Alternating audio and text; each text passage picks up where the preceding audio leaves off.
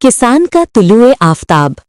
हर सुबह सूरज के आसमान को रंगने से पहले रिजवान, एक आजिज किसान, अपने छोटे से गांव में मुर्गों के गीत पर जागता है। हवा ठंडी है, जमीन ओस से नम है और खेत उसके लम्स के इंतजार में सब समंदरों की तरह फैले हुए हैं।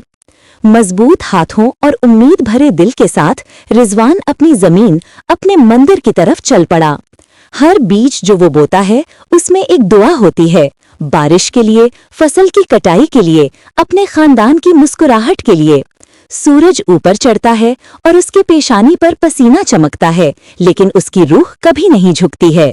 जब बादल जमा होते हैं तो वो हाथ जोड़कर शुक्रिया अदा करते हुए ऊपर देखता है। जब खुश्क साली आती है तो वो आसमान को कोसता नहीं है, उसे यकीन है कि कल दोबारा खिलेगा।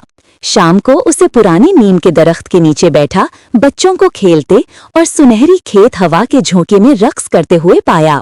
वो मुस्कुराता है, ये जानते हुए कि उसकी मेहनत बहुत से दिलों को पालती है।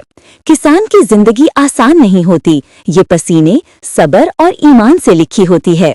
फिर भी अपनी मट्टी और आसमान की दुनिया में रिजवान को हकीकी दौलत मिलती है, पैसे में नहीं बल्कि अपने बीजों को जिंदगी बनते देखने की सादा सी खुशी में।